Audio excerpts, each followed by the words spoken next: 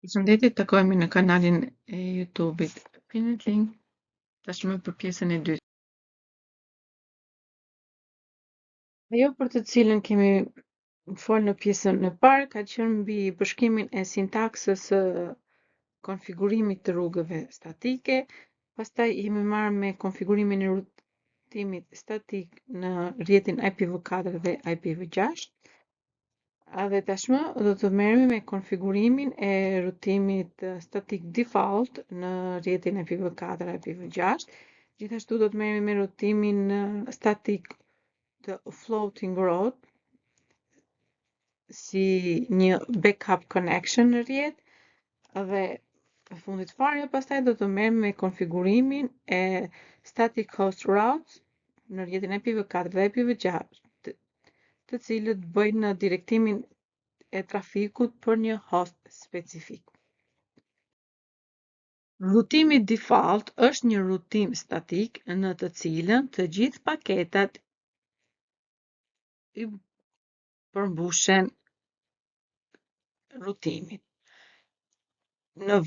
Për shembull, në vend që në tabelën e rutimit të ruhen të gjithë rrugët për një network në internet, atëherë krijohet vetëm një rrugë e vetme e cila quhet route default për të paraqitur çdo rrjet i cili nuk është i listuar në tabelën e rutimit. Rutrat zakonisht përdorin rrugët default, të cilët mund të konfigurohen në mënyrë lokale ose të jenë të shtuara në tabelë nga rutrat e tjerë duke përdorur pikërisht protokollet e rutimit dinamik. Dhe këto rrugë pastaj nuk kërkojnë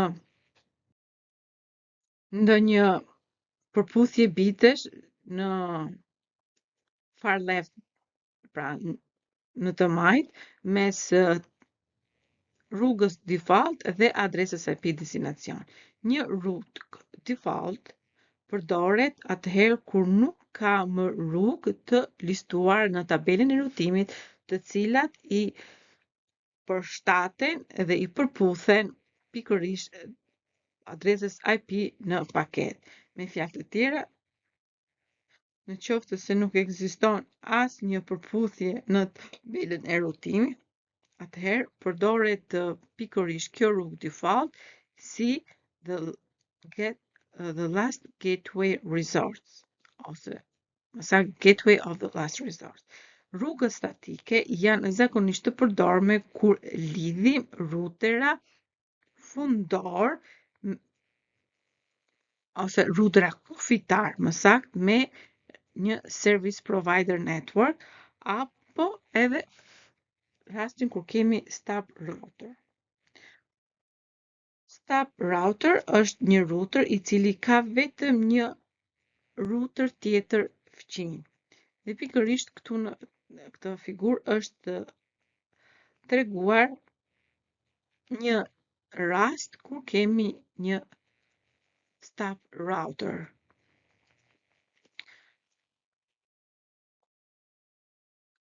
Për të konfiguruar pikërisht rrugën statike default, në rrjetin IPv4, sintaksa e komandës është e ngjashme me atë të rrugës IP statike për rrjetin IPv4, përveç faktit se në këtë rast adresa e rrjetit do të jetë me të gjithë bitet e oktetit 0 dhe subnet maskës. Që do thotë, në momenti kur ne listojmë dhe konfigurojmë këtë rrugë default në një router, përdoret komanda iproute e shoqëruar me pjesën e rrjetit dhe të subnet maskës, e gjitha pjesa me 0, që do thotë në këtë rrugë do të shkojnë të gjithë paketat që nuk kanë match me ndonjë rrugë tjetër të listuara në tabelën e rutimit. Dhe pastaj shoqërohet me adresën IP të ruterit fqin apo ndërfaqen nga ku të dërgohen këta paketa ose të dyja bashkë të kombinuara. Ndërsa përsa i përket rastit të rritit IPv4, një lloj si në rastin IPv6 static route, edhe në këtë rast, por duhet kemi parasysh që hextetet dhe pjesa e prefiksit duhet të jenë 0, që ka të njëjtin funksion me rastin e asaj në rritin IPv4. Tashmë le të marrim dhe të konfigurojmë një rrugë statike default në një rrjet. Dhe pikërisht kemi këtë rrjetin e listuar në figurë ku ruteri 1 duhet të konfigurohet me 3 rrugë statike, njëra të arrijë rrjetet remote, që është në dhe pastaj ruteri 1 është një stop router i cili lidhet vetëm me ruterin e dytë. Ndaj do të jetë më eficiente sikur të konfigurojmë vetëm një rrugë default statike. Dhe në këtë shembull tregohet se si mund të konfigurohet në ruterin e parë rutimi statik default në rrjetin IPv4. Me konfigurimet e treguara në këtë shembull, secila paketë që nuk i përputhet një tabele rutimi do të dërgohen forward për në ruterin 2 në pikërisht në ndërfaqen seriale 010 në IP-n 172.16.2.2 që është hopi pasardhës. Pra, konfigurohet rutimi default statik në ruterin e parë duke përdorur komandën iproute, shoqëruar me pjesën e rrjetit dhe subnet maskës të gjitha bitet 0 dhe hapi pasardhës i cili është hapi ku do të bëjnë forward paketat për në ruterin e dytë, pikërisht në ndërfaqen serial 010 me IP 172.16.2.2.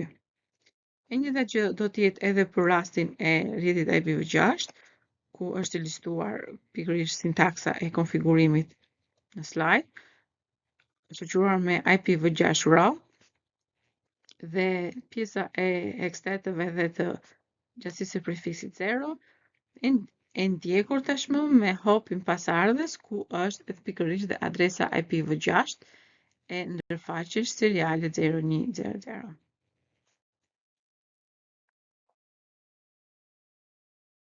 Dhe duhet kemi parasysh gjithmonë që pasi ne realizojmë konfigurimet në një rrjet, hapi tjetër është të bëhet verifikimi i konfigurimeve të bëra dhe në këtë rast verifikimi i rrugës të ndërtuar default statik. Atëherë për të realizuar konfigurimin e rrugës bazohemi akoma tek rrjeti që ne kemi dhe me anë të komandës show iproute static do të kemi si output të afishuarat kontekstin e rrugëve statike në tabelën e rutimit për ruterin e parë.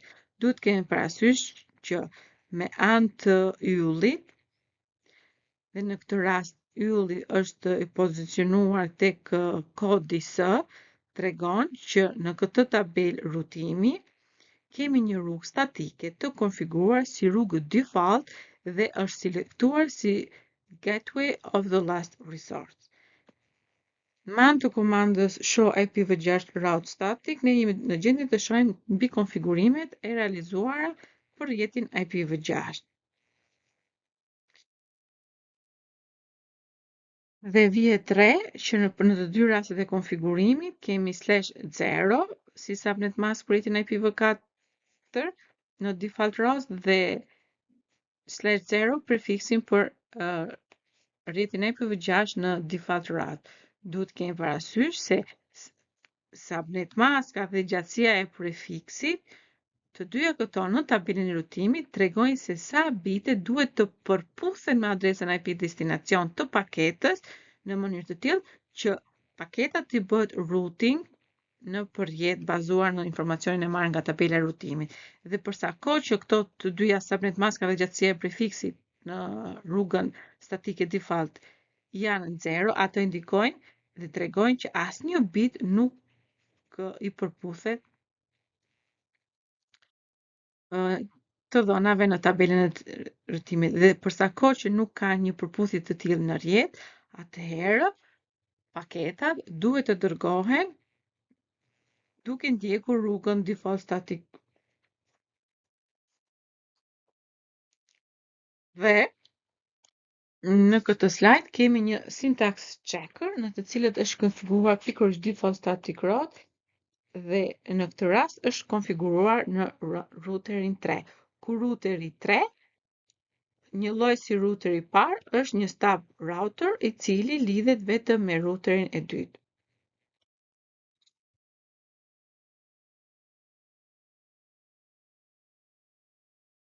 Konfigurohet dhe hapi pasardhës është pikërisht adresa IP e serial 011 në routerin e dytë që është 192.168.1.2.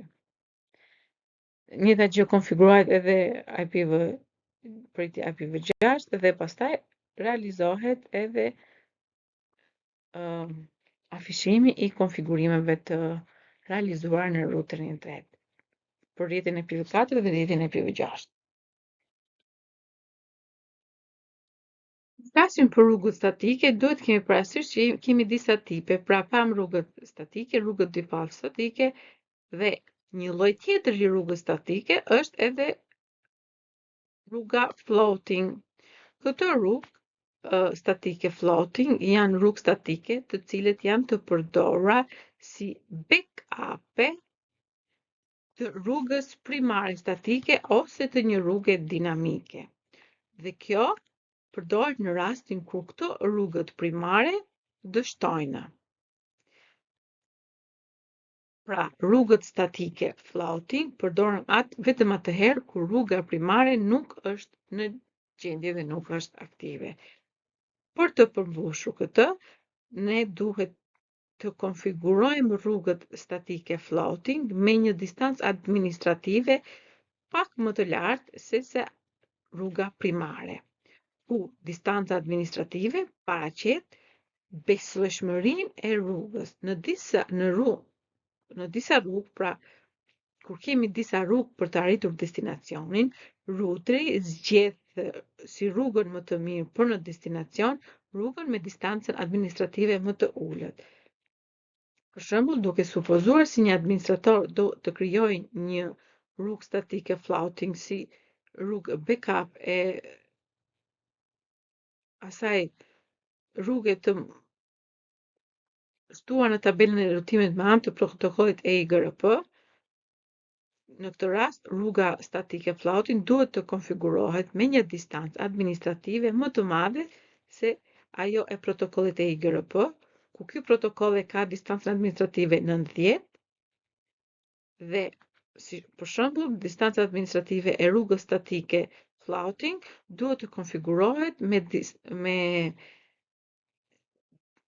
një vlerë prej 95, e cila është më e lartë se ajo e IGRP-s. Dhe në momentin që rruga primare e shtuar në tabelën e rrutimit, e cila është mësuar me anë të protokollit të IGRP bie, atëherë vendin e saj e zgjedh rruga backup, e cila është shtuar në tabelën e rrutimit me anë të konfigurimit static floating. Dhe pikërisht kemi një figurë ku kemi një branch router i cili bën forward trafikut për në routerin headquarter nëpërmjet një rrjeti private 1. Vihet re në shembull se routerat shkëmbejnë informacion duke përdorur pikërisht protokollin EIGRP.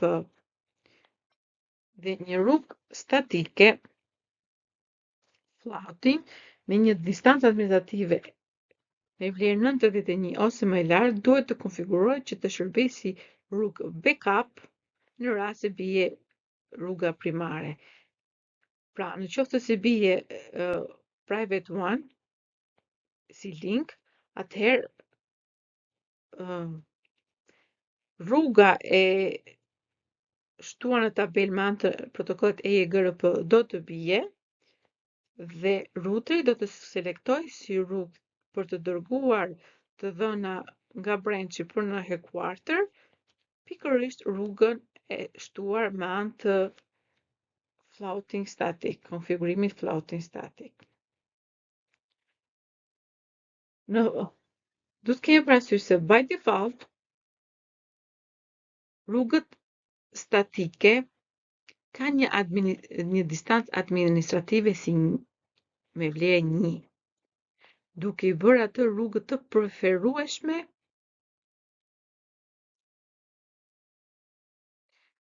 në krahasim me rrugët të konfiguruara me anë të protokolleve dinamik. Gjithashtu, duhet kemi parasysh se distancat administrative të disa nga protokolleve më të njohur janë si për EIGRP 90, për Open Short Path për 110 dhe për Intermediate System to Intermediate System me vlerën 115. Dhe duhet që distanca administrative e rrugës statike të rritet në mënyrë të tillë që ta bëj rrugën statike më pak të dëshirueshme në krahasim me rrugët e tjera të mësuara nëpërmjet protokolleve të rrutimit dinamik. Në këtë formë, kur ne konfigurojmë rrutimin statik floating, do thotë që rruga statike float, pra rrjedh, dhe nuk duhet të përdoret si rrugë aktive, por duhet të përdoret vetëm në momentin kur rruga e preferuar bie dhe dështon dhe atëherë kjo rrugë duhet të bëhet funksionale për të dërguar trafikun në këtë rrugë alternative që merr rol primar tashmë. Ndaj, për realizimin e konfigurimit të rrugës statike floating në rrjetin IPv4 dhe IPv6 do të bazohemi pikërisht në këtë rrjet dhe duhet kemi parasysh se kur konfigurojmë rrugën IP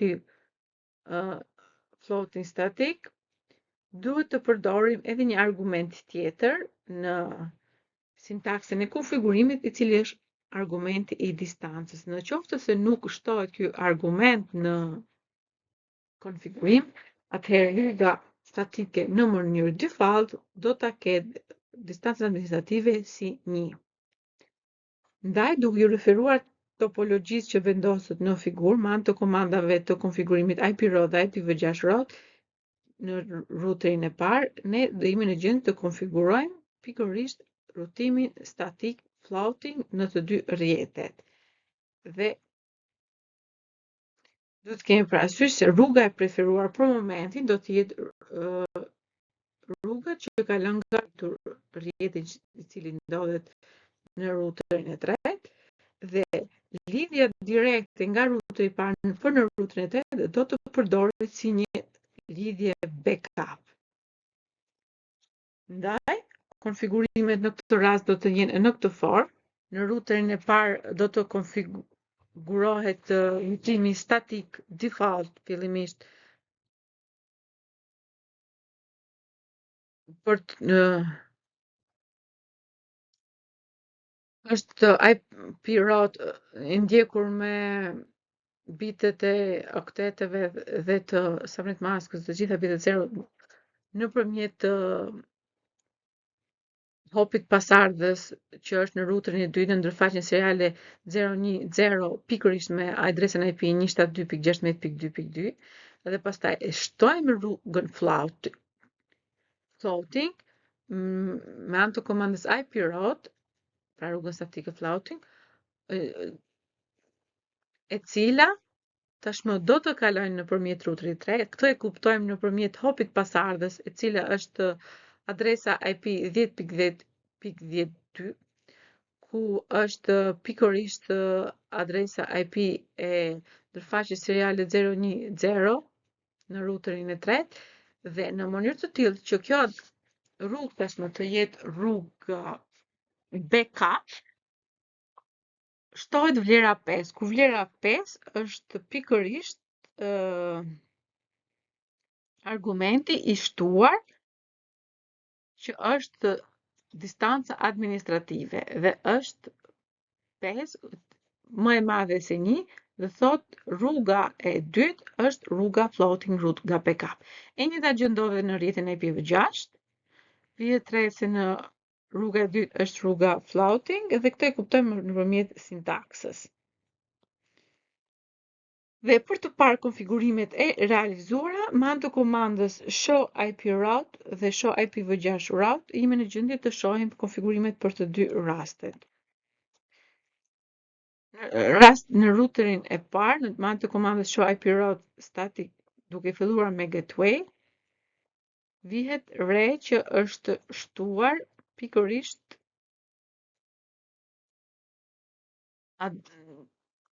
ajo rruga statike që ne kemi konfiguruar.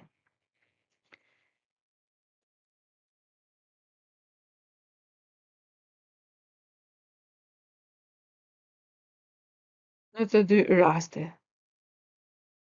Edhe në IPv4 dhe në IPv6.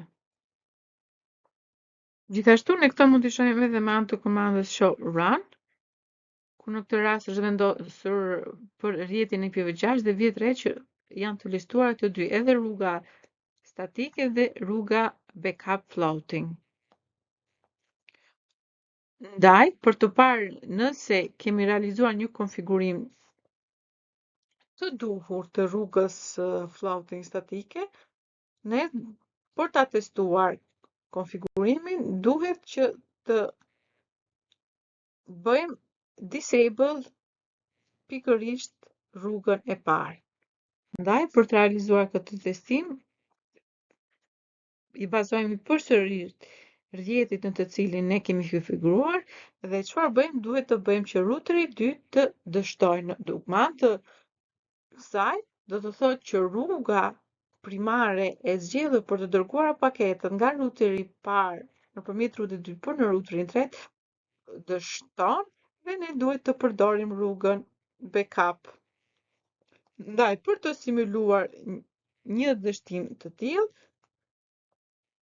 të dy ndërfaqet seriale të ruterit të dytë, ne do t'i bëjmë shutdown. Siç tregohet në figurë, pra futemi në ndërfaqen seriale 010, e vendosim shut, që do thotë e bëjmë off.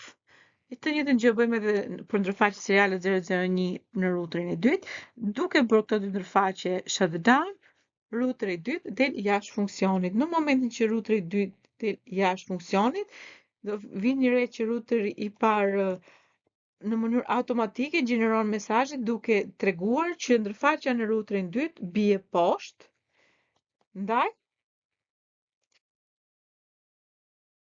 po të shkojmë dhe të shikojmë tabelën e rutimit duke përdorur komandën show IP route static gateway, do të vëmë re që tashmë si rrugë statike për të dy rastet, si për rrjetin e IPv4 dhe për rrjetin e IPv6, rrugë statike është rruga backup. Nuk është më e njëjta rrugë e cila ishte rrugë primare. Një lloj si në rastin e konfigurimit IP default static, edhe në këtë rast ne do merrem me një syntax checker, ku në këtë syntax checker do të konfigurojmë pikërisht rutimin static floating tashmë në ruterin e tretë, një lloj si në ruterin e parë, ku rrugë primare do të jetë rruga që kalon nëpër ruterin e dytë në ndërfaqen serial 011 me adresën 192.168.1.2 dhe rruga tjetër backup, i cila do të jetë rruga floating, do të jetë rruga që kalon nga ruteri 3 nëpër ruterin e parë direkt në hopin pasardhës i 10.10.10.1. Atëherë, shohim syntax checker. Pra konfigurohet ruterin e tretë rruga statike, pastaj vendoset rruga default, konfigurohet rruga statike për IPv6, vendoset rruga default, vjet re që distanca administrative do të jetë 5, dhe tham që në momentin që ne kur konfigurojmë një rrugë statike dhe nuk e vendosim vlerën e distancës, vlera e distancës do të jetë në mënyrë automatike do të jetë 1. Në momentin kur shoqërohet me vlerën e distancës,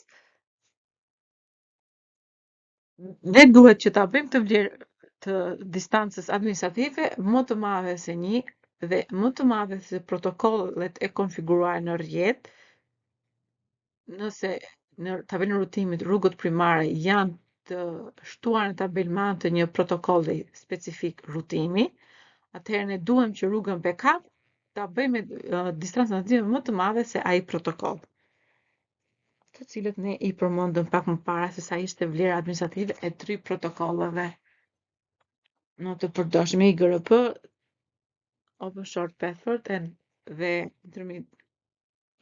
Intermediate System to Intermediate System. Dhe ajo çfarë na mbetet së fundmi për tu parë është edhe konfigurimi i rrugëve statike të hosteve.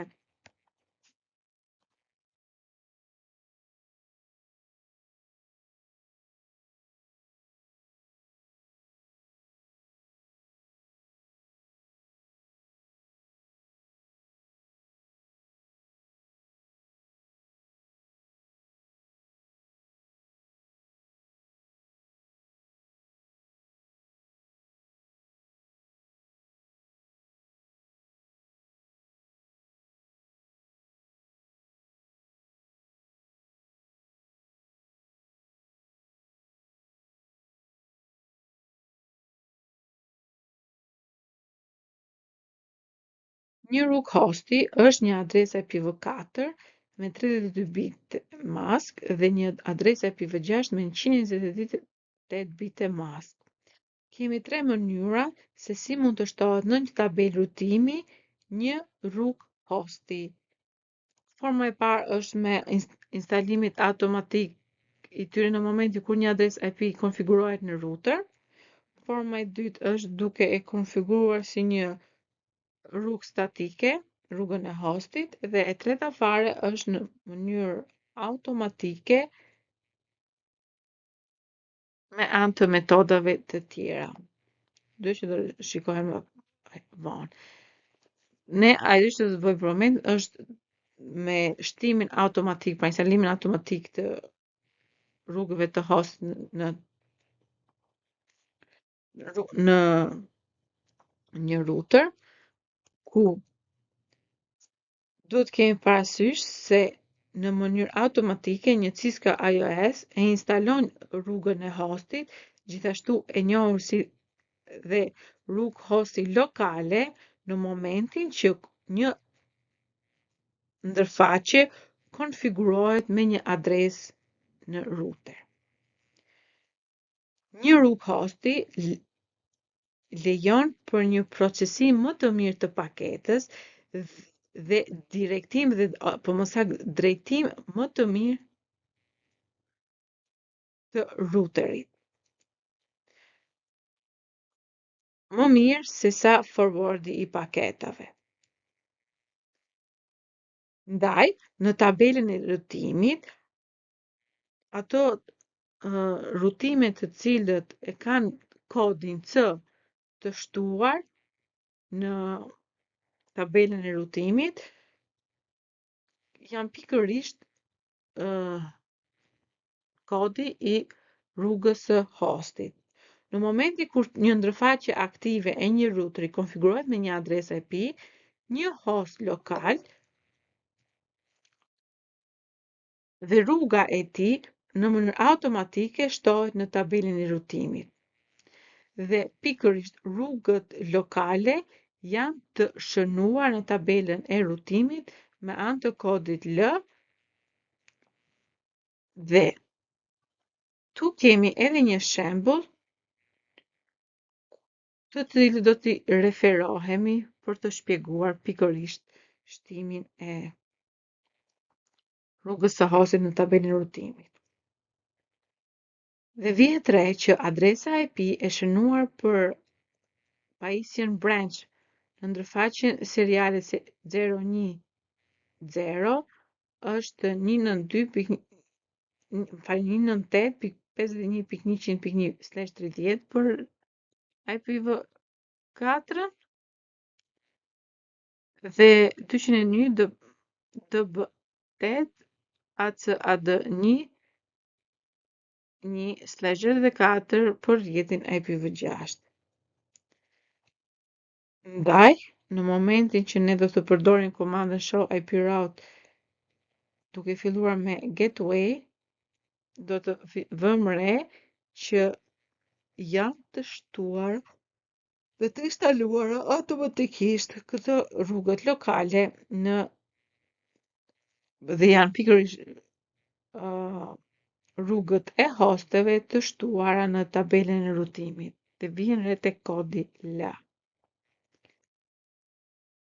Gjithashtu, një host mund të konfigurohet në mënyrë manuale për të shtuar në tabelën e rutimit në mënyrë të tillë që të bëjë drejtimin e trafikut për një pajisje destinacion specifike, siç mund të jetë edhe server i treguar në këtë figurë. Rruga statike përdor si destinacion adresën IP 255.255.255.255, pra ku të gjithë vlerat e biteve të okteteve e 1 dhe maska i B/32 për hostet IPv4. Dhe në rastin e rrugëve të hosteve të IPv6-s, gjatësia e prafiksit duhet të jetë 1 në rastin kur të gjithë bitet, vlerat e biteve do të jenë 1. Gjatësia e prafiksit në fakt duhet të jetë 128. Ndaj, për të konfiguruar rrugën statike të hostit në rrjetin IPv4 dhe IPv6 në routerin branch për të aksesuar serverin, përdoret komanda IP route në rrjetin IPv4 shoqëruar me adresën IP të destinacionit, që është 209.1, që në këtë rast është serveri, 209.168.200.138, dhe në këtë rast subnet maska, pra do të jetë /32 dhe jepet edhe adresa hop i pasardhës për të arritur këtë destinacion nga branchi, ku është adresa IP e routerit të Internet Service Provider dhe është 192.168.151.2. Po ashtu e konfigurojmë edhe për rrjetin IPv6, ku me atë komandës IPv6 route shoqëruar me adresën e destinacion që do të arrijë hosti dhe është adresa e serverit, adresa IPv6 e serverit, shoqëruar me hapin pasardhës nga branchi për të arritur serverin, ku është pikërisht adresa IP e ndërfaqjes serial, e ndërfaqjes së routerit Internet Provider, që është lidhur direkt me routerin branch.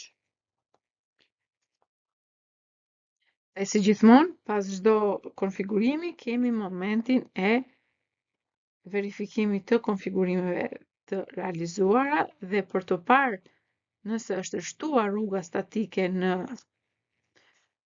routerin branch, përdoret komanda show IP route për rrjetin IPv4 dhe vjet re që rruga statike e hostit për të arritur destinacionin është e listuar në tabelën e rutimit, po ashtu edhe për rrjetin IPv6.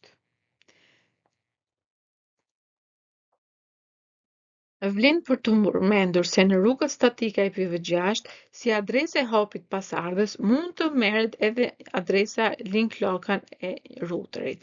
Gjithashtu, ne duhet të specifikojmë llojin e ndërfaqjes me anë të një numri ndërfaqe kur përdorim si hop pasardhës adresën e link local, siç tregohet edhe në këtë shembull. Fillimisht në këtë shembull çfarë bëjmë? Fshim adresën statike të hostit, e cila është u konfigurua pak më përpara me anë të komandës no IPv6 route, shoqëruar me adresën IP destinacion, që është adresa e serverit, me prefiksin 128 dhe adresa e hopit pasardhës. Dhe e shtojmë këtë të njëjtën rrugë për një destinacion, po tashmë e shtojmë nëpërmjet adresës si hop pasardhës, adresën link local. Pra IPv6 route shoqëruar me destinacionin, adresën IP destinacion të serverit, prefiksin 108 dhe në këtë rast fiksojmë nëpërmjet ndërfaqjes seriale 010, që është ndërfaqja e internet service, jo falni, ndërfaqja dalëse e routerit branch, dhe hopi pasardhës është hopi në ndërfaqjen e routerit të internet service provider që është lidhur direkt me branchin ton, i cili ka si adresë link local VE802. Pra, në këtë rrjedhën e dytë është konfiguruar në formë të plotë rutimi statik i hostit në destinacion.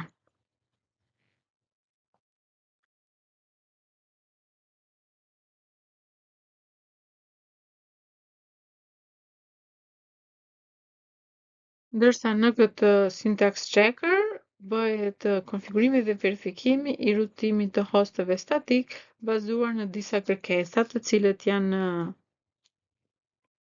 listuara në slide. Pra, do të konfigurojmë në branch rutimi statik për rrjetin IPv4 dhe IPv6 për rutimin statik të hostit për të arritur destinacionin, ku në këtë rast është serveri me adresë 209.168.200.238.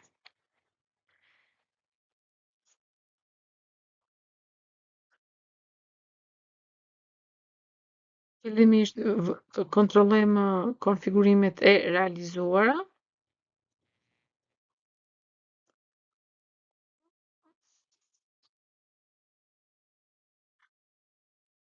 Për rrjetin IPv4 dhe IPv6 dhe pastaj fillojmë dhe konfigurojmë rutimin statik. Dhe në këtë rast, ndryshe nga rasti i parë ku bëjmë hopin pasardhës, këtë rast do ta realizojmë konfigurimin e rutimit statik me ndërfaqjen dalëse të branchit ku bëhen forward paketat për të arritur destinacionin. Kjo është për rrjetin IPv4. Dhe krijojmë dhe për rrjetin IPv6, dalim nga gjendja e konfigurimit dhe bëjmë display të tabelës së rutimit për rrjetin IPv4 dhe IPv6. Në momentin që ne do të bëjmë display, do të vihet re që është e shtuar rruga statike dhe është në fund të tabelës së rutimit.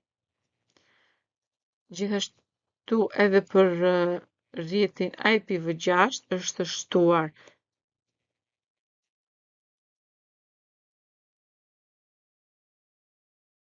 dhe me anë të saj ne japim fund të gjithë konfigurimeve për rutimin IP statik. Pra, realizuam konfigurimin e rrugëve statike, llojt e rrugëve statike dhe konfigurimet dhe verifikimet e konfigurimeve të këtyre rrugëve. Deri në materialin e ardhshëm, do ju lutesha të bëni subscribe këtij kanali nëse jeni të rinj në këtë kanal dhe nëse ju pëlqeu materiali ndajeni atë me miq. Shihemi së shpejti.